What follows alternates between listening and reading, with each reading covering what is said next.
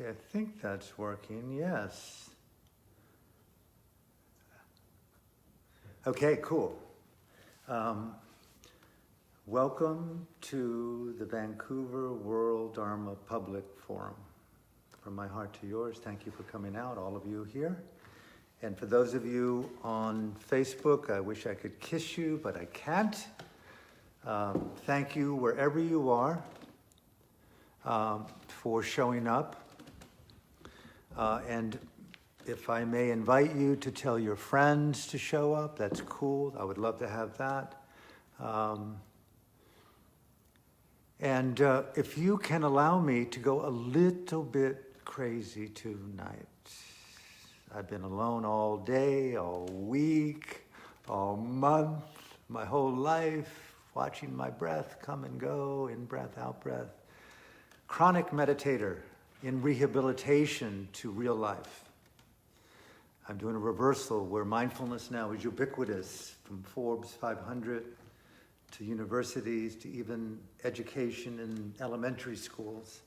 And it's something I did when I was a teenager into my 20s, and then took it seriously and became a monk and ordained and dove deeply into what I found to be the best kept secret of all, which I would say is still a secret, my mind.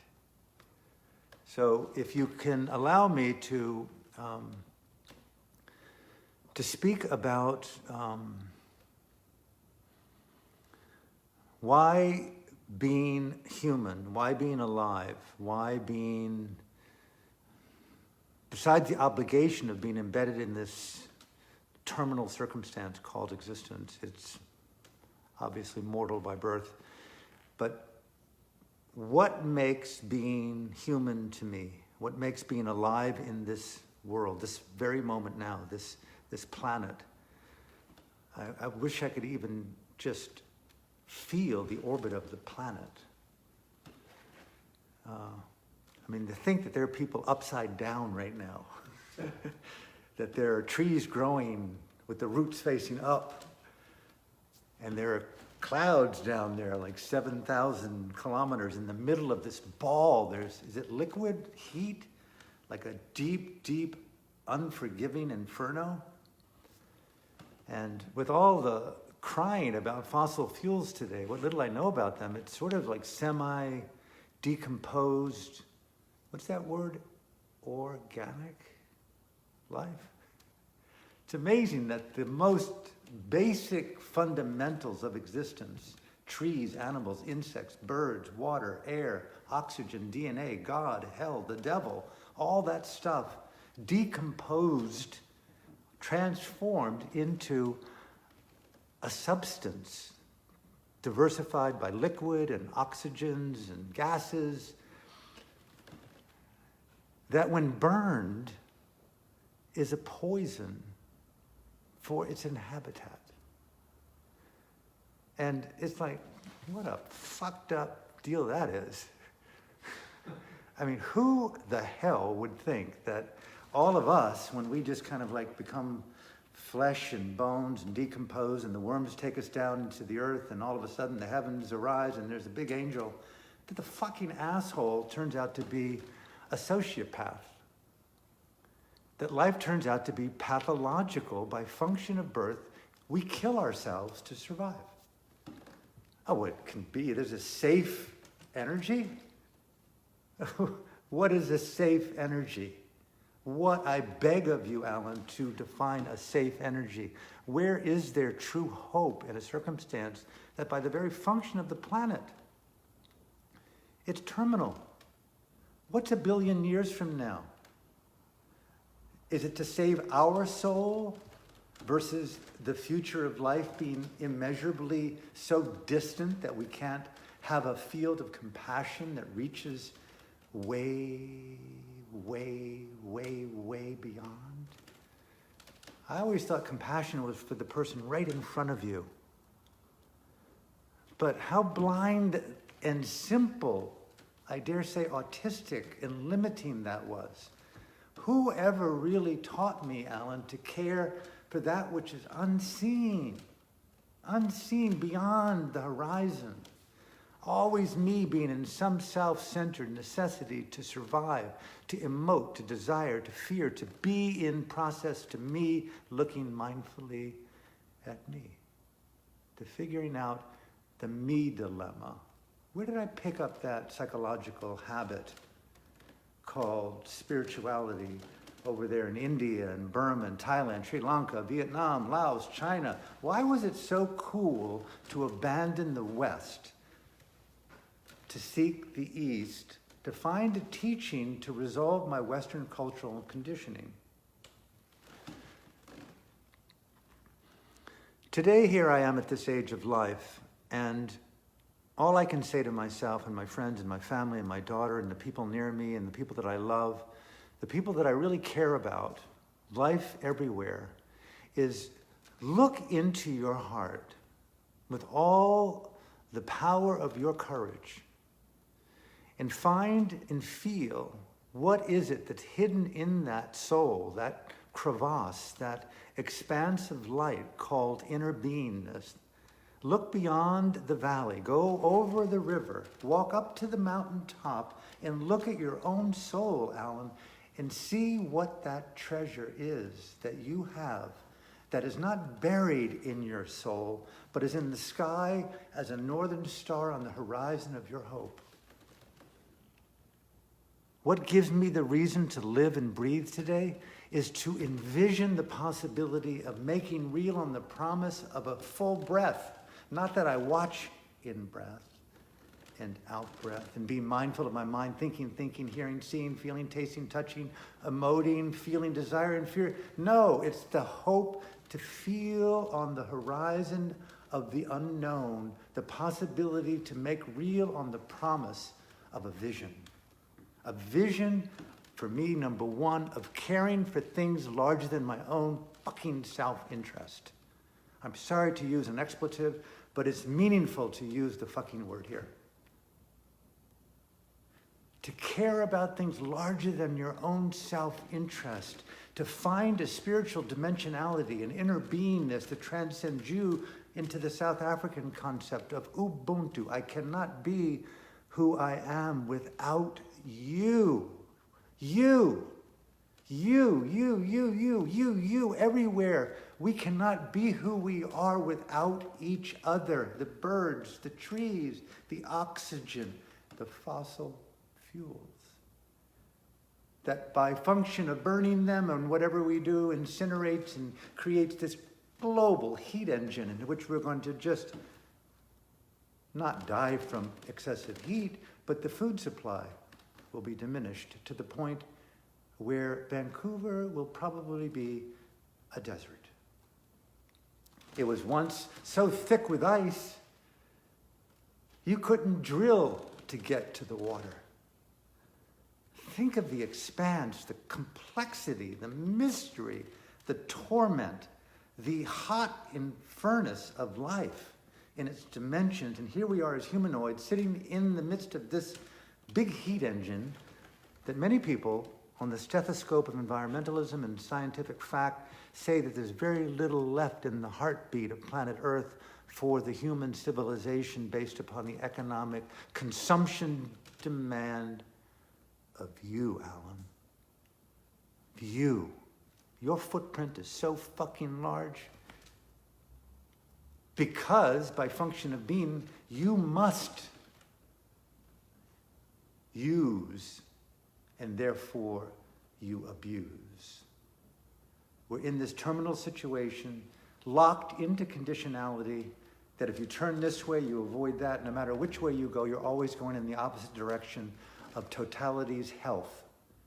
And that is the dilemma for me of meditation. It doesn't resolve the dilemma of existence.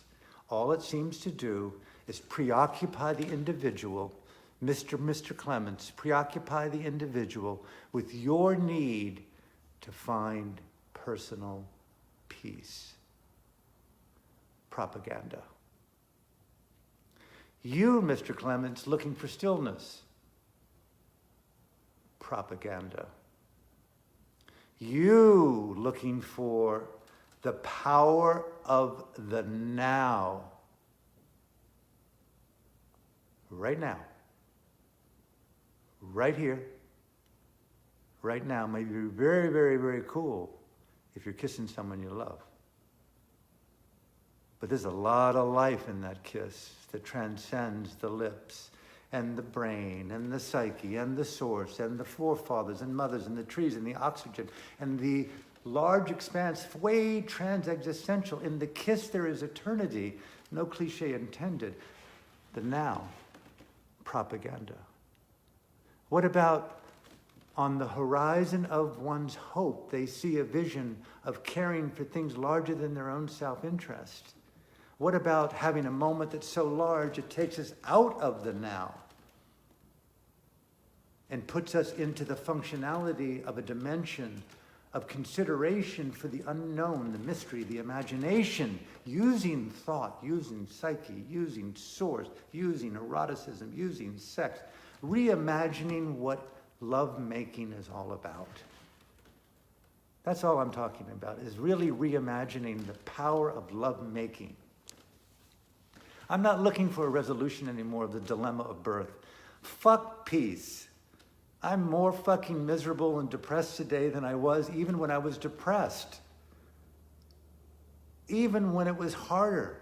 And it isn't just because of a relationship that's transformed into something that vanished like a mirage on the horizon of beauty. It isn't just because I've given up a country that I love in Burma by being threatened, and a wonderful woman there who's been vilified by the international media and the tragedy of that. It isn't just because I've lost 9 intimate, close family members in 2 years. It isn't just because family members were murdered last week. It isn't just because that the earth is in terminal state of hospice. It's because I have lost my significance to hope, to the meaning of vision, to what gets me up in the morning, the why made real and manifest as a feeling body of dignity and passion. It's because I've been confined by the sacred, unsacred architecture of repositioned language that has constrained me into servitude based upon the entrapment of how I define my life. Language, we'll get into that next week. The imprisonment of language, and how if we do not break our own cultness and unrecognized servitude to how we define entrapment, servitude, liberation, circumstance, culture, peace, and human rights. Look what we've done in the name of intellectualism. Look what we've done in the name of prosperity. We're killed ourselves, and just about 90% of the species will go down with us. What's the point of even going to a meditation retreat? What's the point of personal peace anymore? One person at a time? We need a radical shift, an opposite of a tsunami. We need a convulsion in the conscience of the collective to erupt a new form of lovemaking that immediately ripples through the heartbeats of all living sentient things, and the trees and the fuels and the people and the languages, and it relaxes at the core level of soul and DNA where that confluence meets. Hear me. We need to find a new language of transformation, a mindful intelligence that transforms beyond meditation and stillness and the power of the now, and compassion and hope, and the basic greening of a planet that's dying. We need to find a radical solution. And to me, it's crossing the great frontier of the known into the hyper-vulnerable. A new form of lovemaking. I'm calling for a new form of lovemaking. I had been in a relationship for up to 2 years, making love in the ways that were the most phenomenal, the most mindful, the most tender, the most sensitive, the most beautiful, leaning back rather than forward, not harder, faster, deeper, gross, but tender, loving, poetic. And even so, Even so, lovemaking isn't about being physical. Look at our faces, look at our bodies, the young, the littlers, the olders, the elders.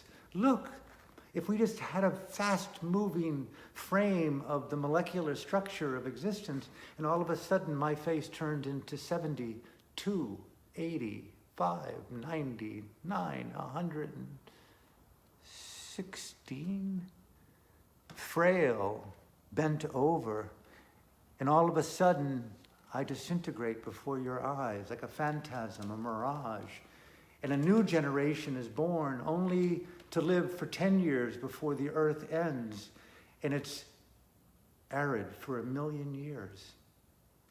And regeneration, there's a cloud, there's a raindrop, and all of a sudden in that raindrop, it drops just one drop of water on 1,000,000 years of sand. That's our habitat. And that isn't even talking about time. That's nanosecond time. That's now. So what does this new lovemaking have to do with existence? Re-envisioning is what I'm saying. Re-envisioning everything that matters to us. Re-envisioning the meaning of meditation. Re-envisioning the meaning of mindfulness. Re-envisioning the meaning of loving. Re-envisioning the meaning of sexuality. Re-envisioning the meaning of making love. Let me end with this. You know, it's so easy to make love with bodies, even if you're tantrified. But to make love with one's lover's thoughts, take it out of face and body. If I imagined sometimes when I was with my former lover, if I was blind, she was beautiful, and if I was blind, how would I actually feel and caress and touch this form that I never saw, except the gift that there was a loveness in this spirit that brought us together. And we made love with the eyes of the soul awakened, with the eyes of the body dimmed. And all of a sudden I woke up and this person was not even the person who I imagined her to be. She was 85. And I went, my God, I have no cultural conditioning to think that by age she ripens, all of us ripen, and the body deteriorates. Making love physical is not my thing. Reimagining how to make love with one's lover's mind. If we could learn to make love with each other's thoughts. Think of a lover right now. Someone that you really once loved or had loved, and you're holding hands and you're physically intimate. Yes, we're embodied creatures. But to enter the poetic, to enter the cellular, to enter the gaze of shared spaces together and feel the same energy of sensation that transcends physical contact, but it's psychical. Now you're in a state of pre-intuitive lovemaking. You're feeling deeply immersed in each other's spirit. And now you're taking the time out of the process. You're taking the culture out of the process. You're taking the conditioning out of the relationship. You're listening to the heartbeat of her or his soul. Have we lost the capacity to hear each other's soul?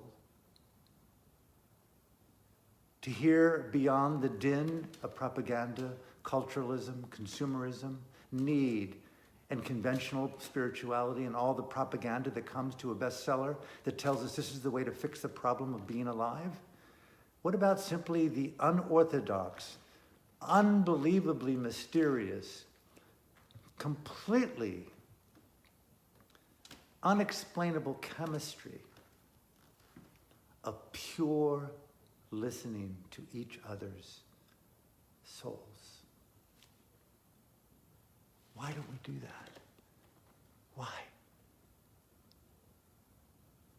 What does it mean to be in the present, to be mindful of my mind? Take it off of you. risk the vulnerability of other.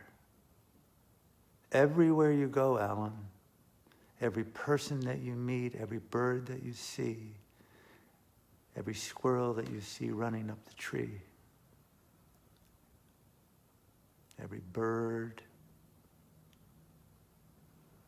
every fish that's being depleted from the ocean, every turtle that's dying, everything, listening to the soul of the other on the horizon of hope in one's own consciousness, and learning a new form of love making. Trans-tantric. You're not going to repeat it again. You're going to make contact with another person, Alan, in a way that you've never done it before, to meet them for the first time. You have an obligation to care for that communication. Is there another way to understand the nature of being alive in a relationship that's unoptional? We are embedded creatures in this conditioning. We cannot escape it. So when I wake up in the morning, I'll close with this. I wrote a little note to my daughter yesterday. I told her a little story. I said, sweetheart, she's 11. I says, when I was really young, even younger than you, I was painting a lot and drawing. And my dad, he was in the house and came and saw what I was drawing. And he said, that's really beautiful. And he really encouraged me to continue to explore the treasures of my creative heart. And I don't know how old I was or how old he was, but he went on to say that I joined the Navy at 17 and traveled the world, and I loved photography, and I brought a camera with me everywhere I went and photographed just about anything and everything. And I knew that he liked photography. But I never really had the courage to make it my life. I worked for a living.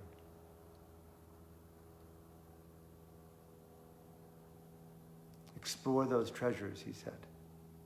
Make real on them. See them, feel them, bring them forth, my words. Well, my dad died last year, 96. I was with my brother in Texas. I hadn't seen him since the funeral. And he opened up a closet about the size of that closet over there, pretty large, 10 by 10. Okay. You know what was in that closet? Maybe 200, maybe 300 photo albums of my father's photography that were stashed away in the attic of our house that I never saw my whole life, hidden. He had the courage to photograph, but not the courage to bring them forth. And I opened those photographic books, and I sat there. I maybe looked through 10 of them in a week, and there are 200 or 300 of them.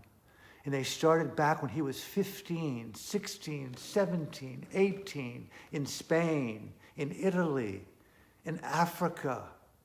I never knew these things. He with girlfriends prior to my mom, his wedding, my birth, hundreds of pictures of me I'd never seen. Who is that guy? And I cried.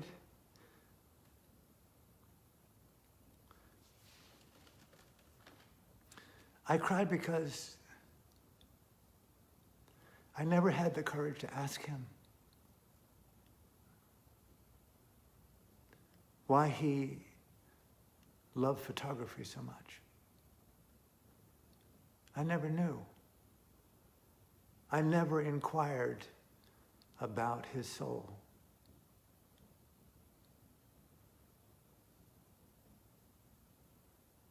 And so, can we close tonight with an opening? A new lovemaking that goes beyond the physical. Divine as that is. It gazes into each other's eyes, into eternity, the poetic. Let us learn to make love with each other's minds, thoughts, psyches. The good, the difficult, and the shadow too. I'm committed to including that, you beautiful woman. I'm willing to include your doubt, even of me. I want to make love with that part of you as that part of me. Without lovemaking, there's divisiveness and war. There's patriarchy and domination and violence. Call this the divine feminine, the relaxation of polarity, divisiveness, patriarchy, and I will say it very bluntly, white male privilege, a driving force in the death of this planet. We have identified a problem, but deeper than that, in our own worlds, let us show by example the power of a new love-making, not the power of love, but a love-making energy that says to you as brother and sister, I want to know you. I want to know all of you. I want to know what you fear, what you doubt, how you hold me apart from you. I want to break bread with you. I want to share wine with you. I want to make love with your mind. I don't need to have you as my lover. You are a lover by nature of being a cohabitant on this ambient world that's terminal, in an eternity that may be beyond that. I don't know. But death is just over there from me, for all of us. And let us celebrate with a new victory of leaving here tonight, of finding the heartbeat in the breath of another soul and learning the high art of that spiritual poetry called a higher love, a higher vibrational love. Let us learn to fall in love with the higher vibration, the highest vibration that we can vibrate and bring into frequency, into mutual frequency together. Let us cut through the apathy, the fear, the divisiveness, the bills, the rent, anything that divides, and dedicate ourselves to the highest form of love possible. Namaste. Thank you from my heart. Thank you on Facebook. Thank you for listening. And thank you for allowing me to make love with you.